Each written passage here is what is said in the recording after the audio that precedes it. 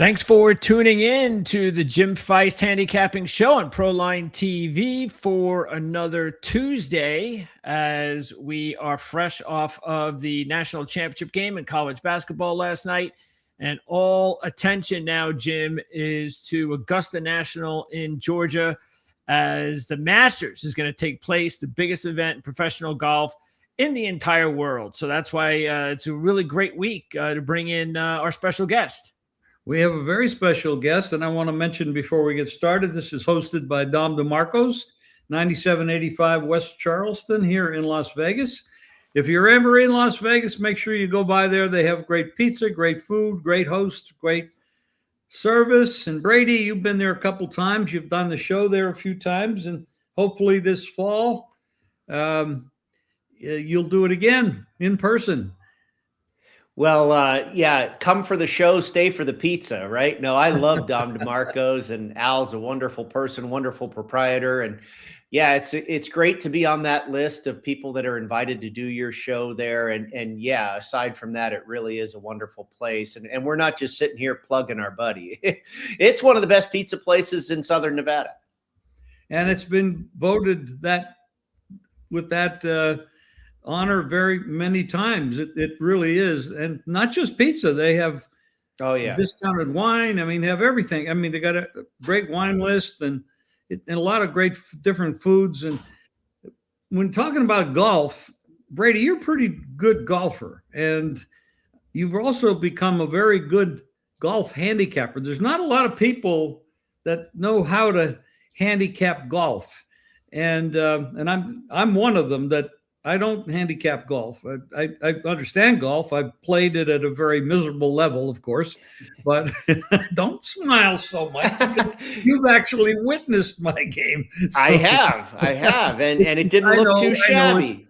That's pretty damn bad. I know it. It's bad, but I haven't really played in a long time due to injuries. But tell me about your golf, how you gotten into golf and what got you into the sports handicapping, which you also, by the way, everybody, Brady's pretty darn good at picking sports games too. I mean, you won some contests here in Las Vegas. You've done very well. We worked together many, many years ago, and we've done some shows together since.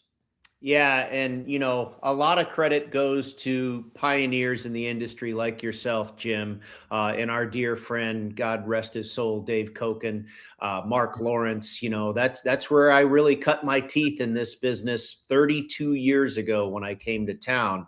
Wow. Dave Koken was one of the first people I ever met in the business. I was always a golfer from the time I was about 13 years old, but was really introduced to the wagering side of things when I came to Las Vegas. And so that was kind of a match made in heaven for me. I loved the game, and then, kind of figured out I could bet on it and this type of thing. I started playing in golf fantasy leagues and won a couple of those, and then started, dabbling in the futures market. I remember I hit Payne Stewart to win the U.S. Open at Pinehurst in 1999 at 25-1. And then as I got further involved, you find out about all these derivative markets, the outright market, picking the winner. That's certainly the most fun. That's where all the glory is. But really, there's a number of different ways and even better ways to make money betting golf. Probably first and foremost, the head-to-head matchups. That's probably really the best chance you have to win, where you have the smallest hold percentage and the most positive EV. An outright market, you're trying to pick one guy out of 100 and something golfers. And, that's a little bit of a needle in the haystack. It's a lot of fun, but that's probably where I risk the least amount of money because it is the toughest market to tackle. But, gosh, I've been doing that, 25 plus years. And you talk about the Super Contest victory, the NFL handicapping contest over at the Westgate. Won that in 2011, and that really kind of brought my handicapping career front and center, where I started doing more media appearances like this. But again, I credit you guys, the OGs, who really got me started in the whole racket many years ago. Well, you're pretty darn good at it. I can attest to that. I've followed your stuff, and of course, like I said, we worked together. I don't know how many years ago, maybe 20 years ago, we worked together, something like that. Yeah, well, I remember the days when we were playing golf together. Seriously, you were joking, but it was you and I and Dave that played at least a few times together, and that's when we were doing some things. Of course, Dave, was a fixture on your Proline TV show, and Scott Spreitzer, and so it's a relatively small knit community, the handicappers out here in Las Vegas. When you talk about golf. I played, like you said, I played some golf. Let's just say I played at golf. You're a golfer. I played at golf. There's a big difference, by the way. With all the metrics and everything and all the data now and, the strokes gained and how do you interpret all that? Can you explain that to people that don't really understand it? Sure. And let's like take a football game here and you pick out maybe 10 statistics that you're going to use as a base for your football handicap. You're looking at third down conversions. You're looking at red zone efficiency. You're looking at how many times they sack the quarterback. Whatever you figure are important areas of a football game that you can derive information and data from. It's similar in golf. But I think first and foremost, and one reason I've been successful in golf handicapping is I go back, 30 some years where I was playing in these fantasy leagues and I really had to learn about horses for courses. Golf is very interesting because they're playing a different golf course every week. It's very similar to NASCAR, where these drivers are driving on a different track every week. And certain drivers are built more so for certain tracks. And it's the same thing with golf. Jim, you know this as a player. There are certain courses you probably feel more comfortable on versus others, where maybe a strength of your game is driving the golf ball or a strength of your game is putting. Every golf course is different and caters to different strengths. So I think first and foremost, you have to figure out the course and what skill sets are going to be most important at this particular course. Augusta National, of course, is the flavor of the week here, and driving distance is incredibly important. It's a big boy golf course. Strokes gained approach, iron play is incredibly important. And then, of course, we know about the famous greens around Augusta. Putting and scrambling from those treacherous, lightning quick greens is an incredible skill set that goes towards winning the Masters. So I think identifying what it takes to win at a certain golf course and then looking at those handful of stats and say, okay, who's the best player that pops in all those areas or checks all those boxes? And that's probably a good place to start. I want to cut in here, Jim, because since you're on that subject, then which stats for the viewers out there, then they're going to go and check out PGAtour.com. Maybe they got their own particular fantasy site they want to go to, which has all sorts of stats. Give them the stats they need to look at this week. Yeah, this week for Augusta, I mentioned driving distance. Driving distance certainly trumps driving accuracy at Augusta National. The fairways are very wide, so it's actually difficult to miss the fairways, but you do need to hit the fairways in the right spot, because you'll see as you watch the coverage and the previews and what have you, there's all kinds of elevation change and slope. Rarely do you find an even lie in the fairways at Augusta National. Oftentimes they will cant in one direction when you're trying to hit a shot the other direction. That's part of what it makes it so difficult. So not to say that accuracy isn't required, but distance is really probably more important because it is such a long golf course. And you'll also hear this week that they mow the fairways in the direction back towards the tee. So the grain of the grass is facing you. And oftentimes that will minimize the rollout that you get on your drive. So not only is it long, but you're not really getting that extra roll had the grain been going towards the hole. That is intentional, of course, on the part of Augusta National. But driving distance certainly is a spot that I looked at. Scrambling, I talked about on these greens. Greg and Jim, you guys both know, Mickelson, Tiger, the wizards around these greens. The short game has to be spot on. You have to be able to get up and down. Strokes gained putting on bent grass. Bent grass is the surface here at Augusta National. It's like putting on a marble tabletop. You have to, and it's almost not like you have to be good at reading the greens. You just have to know what the reads are, meaning you have to have experience here at Augusta. The average amount of times playing the Masters before one goes on to win is about 6 times. So that says, you know, there hasn't been a guy that has come here on his first try since 1979 to win the thing. You have to have some experience at this golf course and learn the little nooks and crannies and nuances of everything about this place. Because it is so intricate and demanding, it takes a while before you can crack the code. Strokes gained approach probably has become the very most important metric here at Augusta. Iron play, hitting greens in regulation. And we all know, again, I go back to these greens that feature a great deal of undulation and are incredibly fast. And you'll hear guys talk about this, hitting the right quadrant of the green.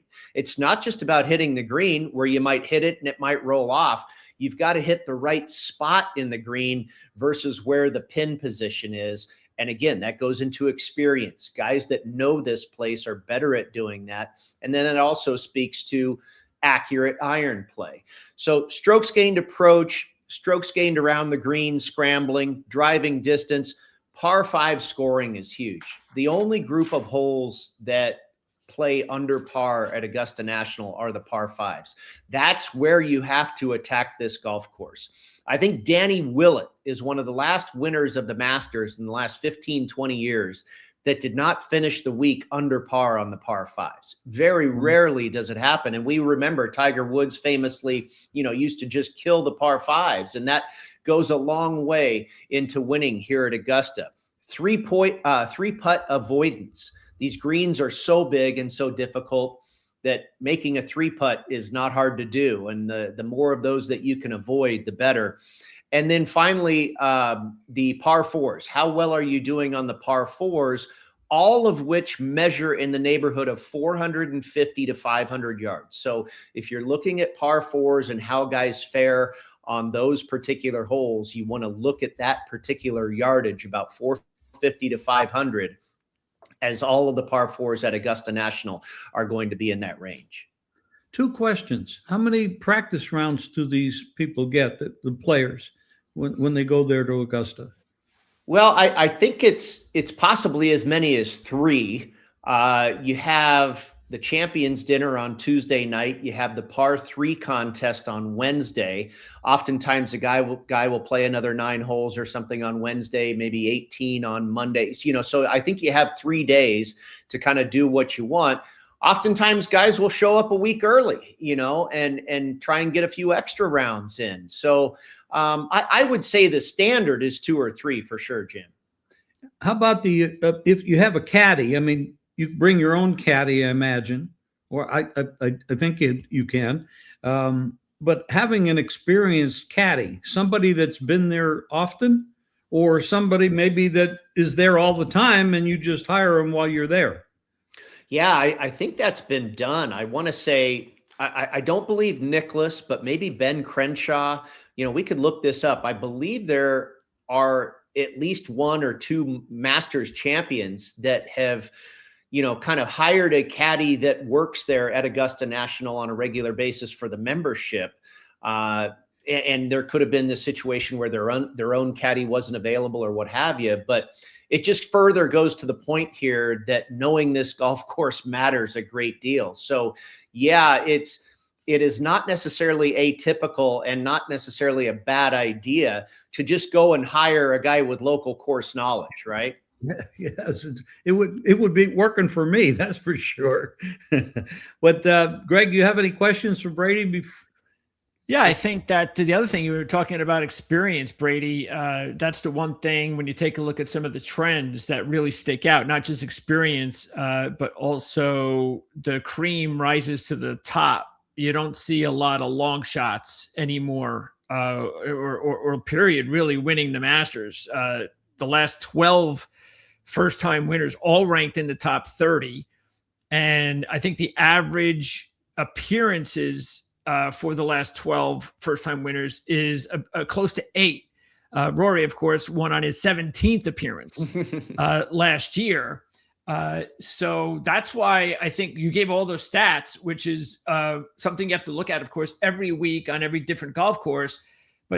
And even though they're going back to the same golf courses like the Masters every year, it just seems like this is just one of those years. This is just one of those weeks where that you really do have to, I think if you're looking at a percentage, agree or disagree as far as what's more important, the stats this season or the experience results at the golf course. This is one of those weeks where I kind of side with the experience of the golf course. Absolutely. And you've hit the nail on the head there. The Masters is actually the most predictive tournament of the entire year. And that's not to say it's easy to pick a winner. You still have to land on the right guy. But to Greg's point there, course history here is stickier than any tournament, meaning guys that play well here typically do so year after year after year after year. Look at Jordan Spieth. Look at Adam Scott. Look at Fred Couples all these years, has still played well at this golf course. Guys that play well here tend to do so again year after year. Patrick Reed won here in 2018. He's finished top 10 4 times since then. Adam Scott won in 2013. He hasn't missed a cut. He missed a cut last year. That was the first cut he's missed at Augusta since 2010. So consistency and course history, like Greg touches on, is probably stronger here than any other place in the world. And that also goes into the correlated courses. I pick out 3 in particular that I think are especially strong. Riviera Country Club in Los Angeles, where they play the Genesis Invitational. The Plantation course at Kapalua, where they begin the season in January and play the Sentry. And then also the old course at St. Andrews, where they play the British Open every 5 or 10 years. If you look at who's won those tournaments and who has also done well at Augusta, it's like the same list of people. It's absolutely amazing. Adam Scott has won the Masters. He's won in LA. Phil Mickelson, Nick Faldo, Fred Couples. Bubba Watson multiple times, Dustin Johnson, Mike Weir. The guys that have won at Riviera and have won the Masters is an extensive list. And it's very similar with Kapalua and St. Andrews. It ties into course history, Greg, and how these guys continue to do well here at Augusta year after year. They also do well at these same golf courses year in and year out. So that narrows the field. There's 91 players in this field. You don't think it's going to be Fred Couples or Vijay Singh or one of the former champion, senior guys. You don't expect it's going to be an amateur. You don't expect it's going to be a first timer, because we talk about needing experience. It kind of narrows the field down to about 30 or 40 guys. Now you just got to pick the right one. Wow. That's really interesting. So in other words, there's no Cinderella. It's just like the NCAA. No. Yeah. Eliminated the Cinderella. It's a pretty chalky tournament. I mean, look at the last few years. Rory McIlroy, Scotty Scheffler, John Rahm, Scotty Scheffler. It's the cream of the crop, like Greg said. Right. And as far as live wagering, this is one of those events that you're not going to make a lot of money on. And I wouldn't really advise many people to do a whole lot of live wagering unless you're going to specifically target a player that is off to a good start, and maybe his odds were around 25, 30 to 1. And he is one of the players on the top of the leaderboard going into the weekend, because when Rory won last year, he started the second round in 27th place. And it was the first time that anybody had started outside the top 12 after the first round and won the Masters. So he had a streak, which is incredible. Absolutely. And I didn't realize it was the first time, but I know it is absolutely, the majority of the time, if you don't start out in the top 10 or so after round 1, your chances become slim and none. So it's not necessarily what they call a catch-up golf course. You have to get out to a good start. And like you say, Greg, that is typically the pattern here much more often than not. Yeah, that's so 19 of the last 20 began the There you second go. round inside the top 12. Then, if you think about it too, if you go into just the final day, you can take a look at the fact that 31 of the last 36 winners began the final round in the final pairing. Right. Yep. And 22 of of those 36 began the final round with the lead. Rory, of course, did end up with the lead. He led by 2 strokes. But the funny thing was that the record for coming from behind to win was 8 strokes. That was way back in 1956. Justin Rose, as we know last year, came back to tie Rory. He was 7 strokes back to force the playoff. And so Justin didn't win, but he came that close to doing something that only one other player had ever done. And that was Jack Burke at 8 strokes back, is come from behind that far. And that's always is strange to me because of how volatile the holes can be at Augusta National, where you would think that someone along the lines would get hot on Sunday, maybe a couple of eagles, maybe they birdie 2 or 3 straight holes, because that's the type of golf course it could be. If you get hot, it just doesn't happen very often. Well, the Masters doesn't start until the second 9 on Sunday, right? Right. To your point, I mean, how about Jack in '86, the 40-year anniversary of Jack Nicklaus in 1986, when he went nuts on the second 9 on Sunday and won the green jacket. So yeah, no, your point is well taken there, that you would think there would be a Sunday charge happening more often than not, but again, the winner typically comes out of the final pairing, typically goes into a guy that is probably, I don't know the exact stat, but I think it's 4 shots or less off the lead. You're outside of that 4-shot window on Sunday. Your chances, again, are slim and none. So there's a lot of pointers here to your original point, Greg, about in-game wagering. You want to look at guys that get off to a good start. You want to look at guys that are not far off the lead. Again, it's kind of like what we're talking about before in the outright market pre-tournament. Long shots don't often win here. I think Charles Schwartzel in 2011 was the last guy at a triple-digit price, 100-1 to win here. I would say the average price over the last 20 years or something is probably in the neighborhood of 30-1 or so. Yeah, and I think there are, let's see, let me pop it up on the screen here, because there are a lot of players. We don't normally get this many players within like 18-1. So you've got Scheffler, Rahm, DeChambeau, that's McIlroy's 4, Oberg 5, Schauffele 6. And this isn't as tight as my sports book, which has Young at about 18 or 16. Fitzpatrick is about 18 or 16. So you're talking about 8, 9 golfers that are either 18 or lower. And again, that's where the winners are going to come from. But the sports books are not making it easy for you to make money. These are the guys that are going to win, and we're not going to give you a big price. Well, Greg, Brady, you mentioned the head-to-head, but then there's also the top 5, the top 10, the top 20.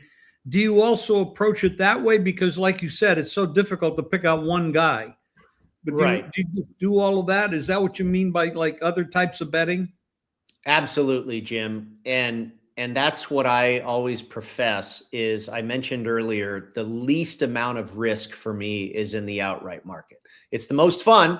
It's wonderful to be sitting there on Sunday sweating out your guy coming down the stretch at 40-1. That's a lot of fun, but it doesn't always happen. And so that will be a very small wager for me. And I've got 7 guys this year that I've picked out, and I don't recommend doing much more than that, because again, we talked about maybe there's 30, 40 guys, maybe 30 is even too many, that can really win this thing. And when you start to get into the 8, 9, 10, 12 different futures, you're really cutting into a possible profit. And then what if you miss them all? Then, that's a big hit. So the smallest amount of risk on a few handful of guys or whatever will be in the outright market. But then in the top 20 or top 10, the finish position market, that's where I might bet 2 or 3 times that amount of what I'm betting on an outright win. Because now the odds aren't as great. Let's say Colin Morikawa is 30-1 to win the Masters. To finish top 10, he might be plus 250 or something like that. So, it's not as great a payout, but again, you have a lot better shot at winning that bet. So I'll risk a lot more in that market. And then where I risk the most amount of money, Jim, is the head-to-head matchups, because that's truly where you have the best opportunity to win. And they're not actual head-to-head matchups. These are created by the sports book. And there's all different ones all over the world at every different sports book. But you'll see Scottie Scheffler versus Rory McIlroy, Jordan Spieth versus Justin Thomas. Who over the course of 4 days is going to have the lower score? And then a price is associated with, the favorite and the underdog. And, that's more like picking the Steelers versus the Patriots in a football game.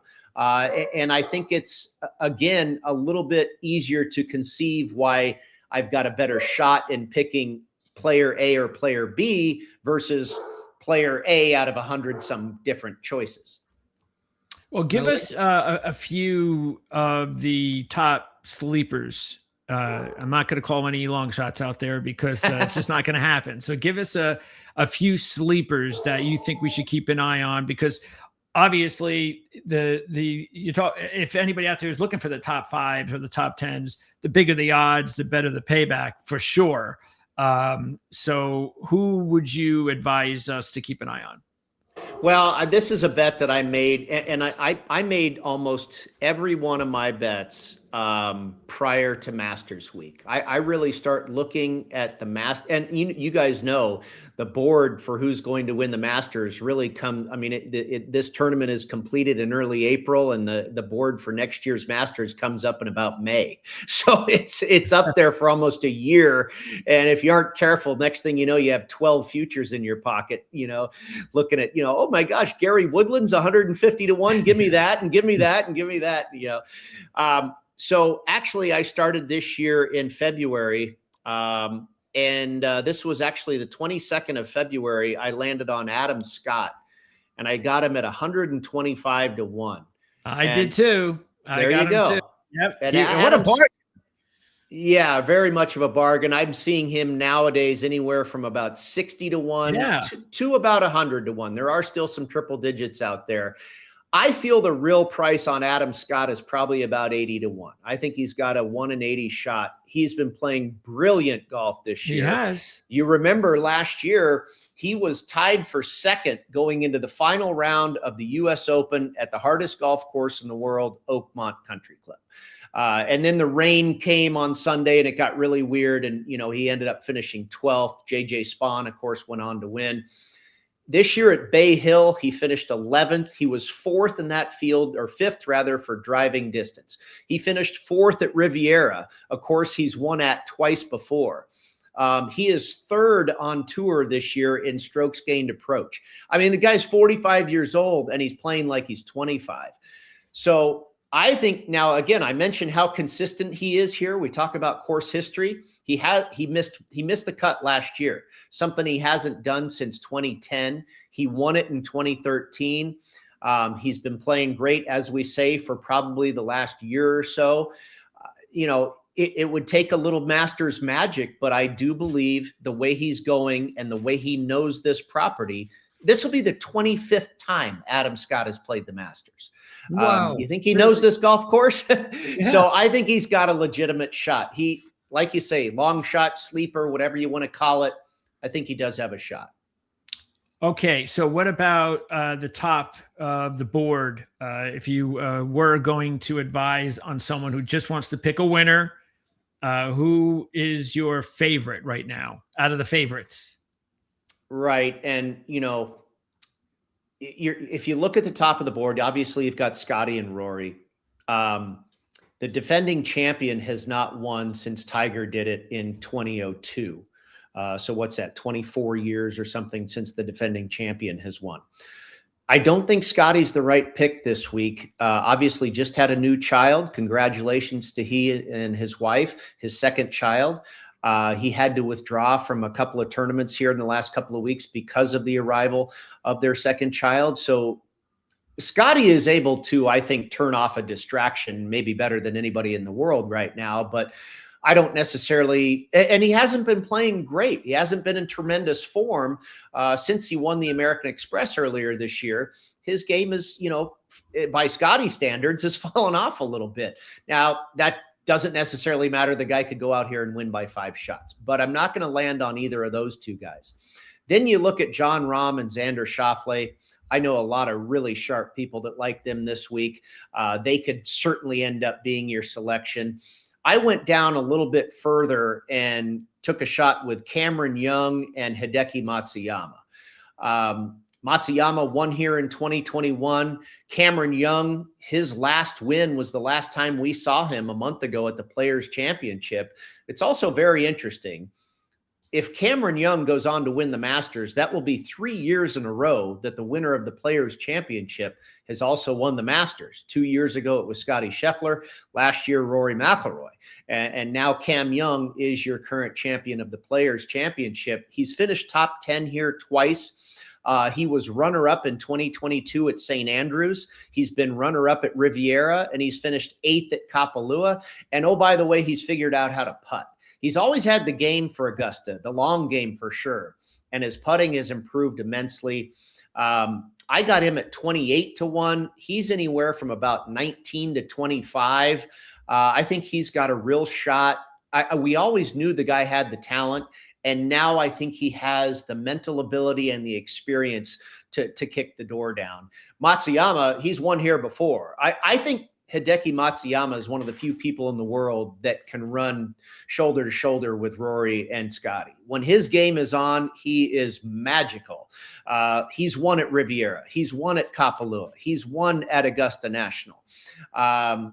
And what I saw out of Hideki Matsuyama last week at the Valero Texas Open, the one thing he's been struggling with this season has been his work off the tee and his accuracy. He's gotten a little bit sloppy with the driver. Well, last week in Texas, in his last start, Hideki was 3rd in that field for strokes gained off the tee, 9th for strokes gained in approach, 7th in greens in regulation, and 10th in driving accuracy. If he's got the driver figured out, gentlemen, he's going to be in the mix. Yeah, he's only missed the cut once in his entire career at Augusta. Scott's only missed it 3 times in his career. And you mentioned Young. I found it interesting that he's got 2 missed cuts and 2 top 10s.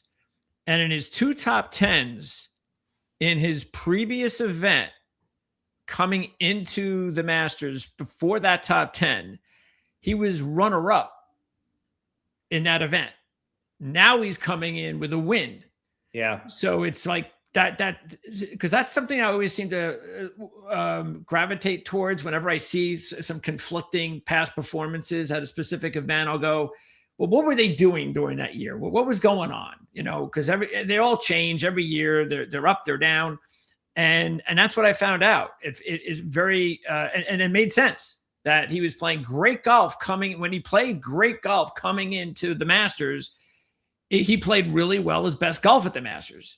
So now he's playing as better as he ever had. It's kind of like the formula we were talking about earlier. The course history, is extremely strong.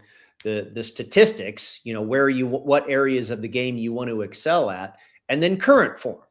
And if you're firing on all 3 of those cylinders, then you've probably got a pretty darn good candidate. Cameron Young, by the way, his last 3 starts, 7th, 3rd, and 1st. Wow. Wow. Yeah, his game is really, his game, you mentioned he's coming in with a win. Fitzpatrick's coming in with a win. The talent level right now is just amazing. And we've talked about this before too. When you look at Tiger and everything he accomplished during his career, which was magnificent, and he still may go down as the best ever. We also have to keep in mind that he never had to go up against his competition. Yeah. And that enabled him maybe to get another 20 or 30 wins. I would agree. No, I mean, it goes back to the argument of Jack or Tiger. And I always say, It's similar to me to the argument with Joe Montana or Tom Brady.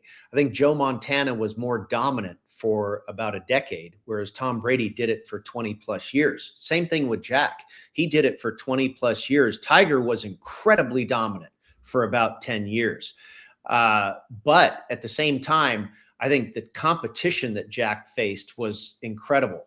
You know, Tiger had to compete against Sergio, David Duval, Phil Mickelson, and Vijay Singh. And none of them could ever really beat him. Ernie Els. Nicklaus was Trevino, Watson, Palmer, Miller, Weiskopf, Floyd, Seve. You know, I mean, you name it. I think he had a tougher road to hoe. Okay, wow. So Morikawa, he unfortunately is dealing with a back injury, and it's too bad because before the injuries, and this is the negative side of future wagering, because if you would have looked at Collin Morikawa about a month ago before the injury, you would have looked, and I don't remember what his odds were, but I'm sure they would have been probably about 20-1 or something like that. That you would have figured, oh, he's good experience at Augusta National. He's playing tremendous. I don't think there's any player that's playing better than Collin Morikawa this year until the back injury, but the back injury came. And now, even though on some sportsbooks you can get 40-1 on him, it's probably, you know, for anybody out there who's thinking about it, I don't really like what I'm hearing from him himself. You know, his quotes this week just sound like he's just not going to be himself. Now, I'm not saying that, you know, sometimes a wounded animal and a player, we've seen it happen before where they all of a sudden they start zeroing in even more on their game, and it helps them to use that to focus better. But he was playing so well before the injury that I can't imagine that he can play any better. But that's a big risk if you're thinking of taking Morikawa, even though the odds are just great value. Yeah, you pretty much described exactly what I did. I did jump on Collin Morikawa exactly a month ago at 30-1. Oh. He won at Pebble Beach, and that's a requirement you'll see on the resume of a lot of Masters winners, that they have a win earlier in the season. He won at Pebble Beach, and then he started contending at Bay Hill, the Arnold Palmer Invitational, where he finished runner-up last year. And I said, okay, it's time. I'm going to jump in. And then, like you say, he pulls out of the Players' Championship a month ago on the second hole. He'd only played one hole, pulls out on the second hole, tweaked his back on a practice swing. It didn't appear that serious. I figured a month later, he's going to be okay. Like you say, he's describing himself as day to day. He says actually his back's okay. It's the other parts of his bodies that are adjusting to this injury. But you're right. If he's in form, he's got to be there, you would think, because I mean the irons.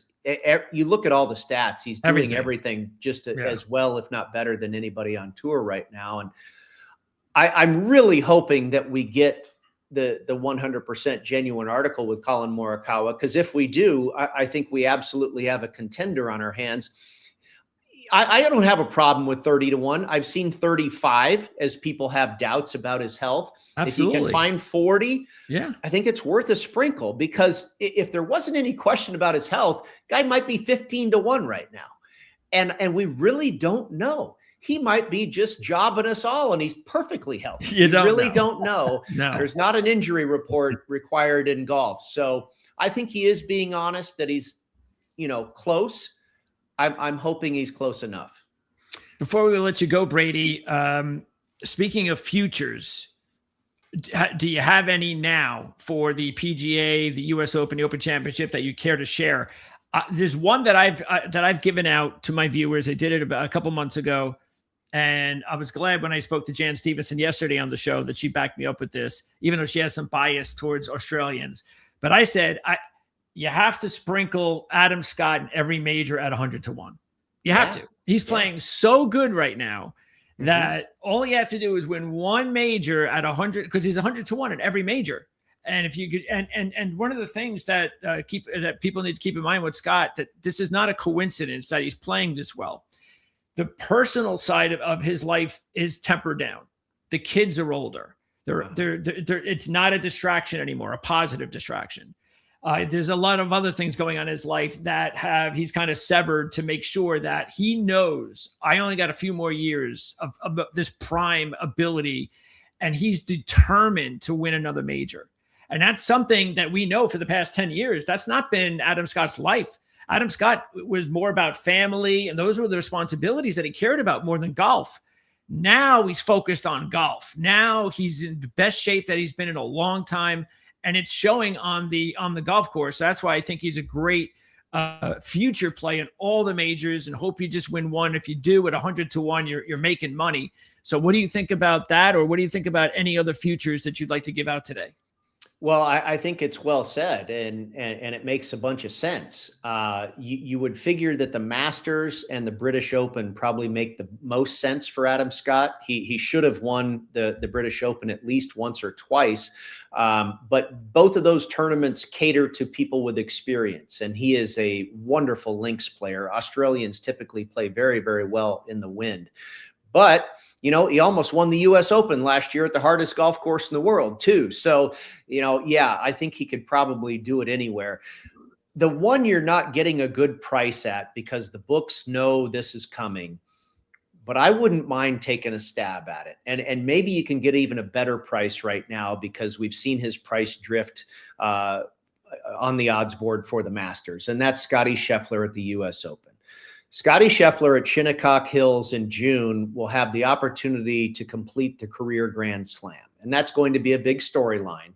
And he's going to be bet very, very heavily because of that storyline. But, we know he just had the kid. The game is a little bit questionable right now. By the time we get to June, we might see Scottie Scheffler looking like Scottie Scheffler again. And so I think it's worth a shot.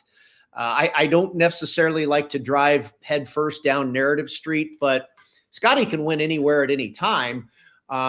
So maybe if you're catching the odds on a little bit of a drift right now, before we get to New York in June, maybe you can get a little bit of a price there.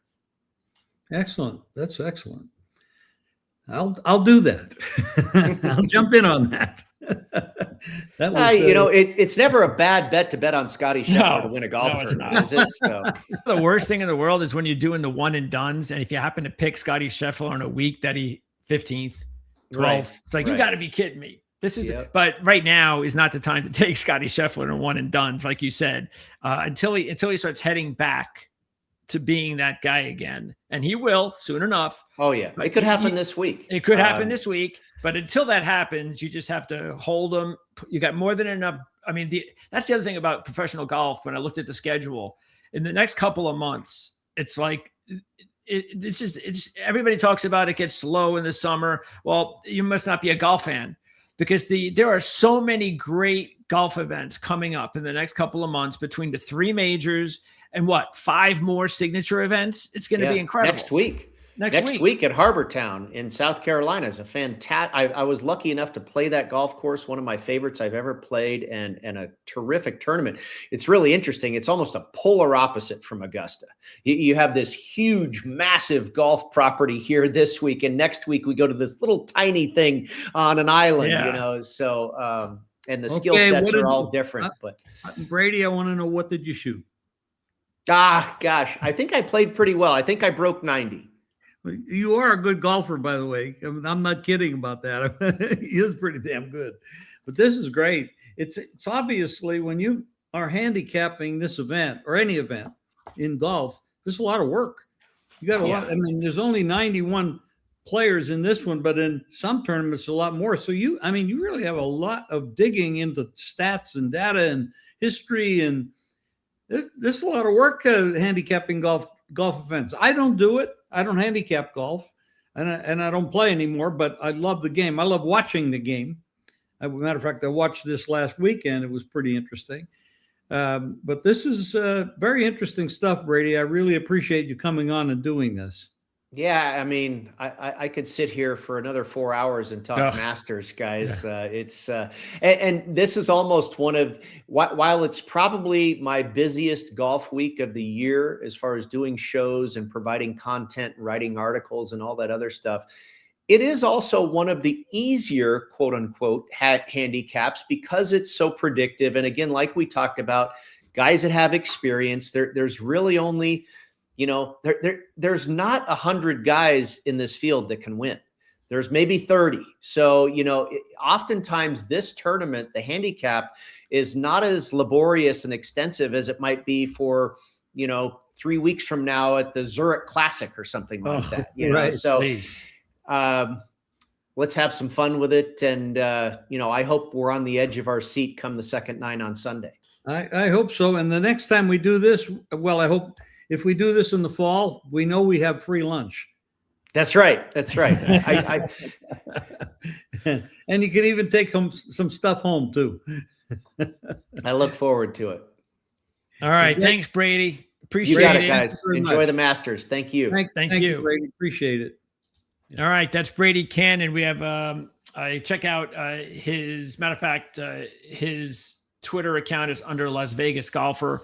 So you can check that out. And it was good to have Brady on last year. I learned a lot from Brady, and it was really helpful because I didn't dive into some of these fantasy sites that he uses and a lot of the top handicappers use. And so I got educated on how to use them. And that really helped me out tremendously. Because like you said, Jim, it is a lot of work. So much so that I was even, when I do the show myself, it takes me about an hour to get through all the information because it takes almost a full day to handicap a golf event. And because you have to, you were here, you heard all the different stats Brady was telling you about. Well, yeah. You got to check them all out. Well, this event only has 90 players in it. Some events have a whole lot more. So yes, yeah, I mean, this is it's really amazing. Brady is absolutely one of the best, not only at golf but in sports. He's a pretty smart guy. He's very talented. That's why it's very unusual to get someone like that on the show because there's not a lot of people out there that are dedicated to do that kind of work because it's a lot of work. Now we also, so everybody grab onto this, come back to Proline TV. We have lots of great material on there. We're going to be talking about the NBA playoffs, baseball. We're going to talk about, of course, NFL, which never goes away, college football. Now, I don't know what rules are changing for the nil and the portal, but, we watched the NCAA, and in the last 2 years, last year we had 4 number ones make the Final Four. This year we had 2 number ones make the Final Four and a 2 and a 3. I think it's safe to say we don't have any more Cinderellas. And I don't think under the current rules we're going to see any more Cinderellas. Maybe if you got a 4 seed in there somehow, it would be almost a miracle because the best players are going to the biggest teams. And it's really the biggest teams are almost becoming an NBA farm system, so to speak. And I'm pretty sure you could say the same thing in the NFL with college football. So all things have changed by this big money that's being paid to these players. I loved it. It was a great game last night. It was a great tournament, but we're not looking for any more Cinderellas. Unfortunately. So that's, but it is what it is. And that's what's great though, about at least when the football season does come to an end, we're able to pick right up with college basketball. And that takes us all the way through to the beginning of April. And then again, like I said, it all depends on what you enjoy in sports, but there's more than enough things going on between golf. And again, you mentioned the playoffs for both the NBA, the NHL, and baseball is a different animal because it could be sometimes a little long. I'm not talking about a game. I'm talking about the season, but there's so many things to do. Oh, we have so many things. And congratulations to UCLA for winning the college basketball championship. I think it's the first time they've won that in women's sports. Yeah. By the way, women's sports is growing. I mean, I know that there's a lot of people that are resistant to it, but it's really growing. There's a lot of popularity out there for women's sports. If it's golf, basketball, and WNBA, and they might have probably started with soccer when we did so well with the women's soccer team in the Olympics because they played so well. But it's really growing, and it's a bettable sport. It's a winning sport, and WNBA is going to be starting up soon, and I hope that we can figure out how to cover that. I handicap it a little bit, but I'm going to start handicapping it even more. And I know Greg can't wait. I know. Right. I'll be like I said, I have a busy enough schedule with taking a full day to get ready for golf. So I'll stick with that, and you can handle the women's sports deal. Okay. All right. All right. So next week we'll see. Like you said, there's whether it's basketball or baseball or the NFL, and in a couple of weeks the Kentucky Derby is going to take place. So I'm sure we'll have John Hardoon on, my guest each week. We'll have him on. He's one of the best, and you don't have to ask me anything about horses. He knows more about horses than I'll ever know. And he'll be in Vegas too. He comes to Vegas every year for a Derby show. So he'll be there live while he does our show. Probably on a Tuesday, he'll do because we'll do it early that week. We usually do it on Thursday, but we get all the information early on Kentucky Derby week, and he's got to travel. So maybe I'm sure I'll get him on, and we can have his not only the horse racing Derby show, but then we'll have him on as a special guest on this show. Great. Okay. All right. Thank you, Greg. Take care. You got it. Thanks a lot to everybody out there. We'll see you again next week.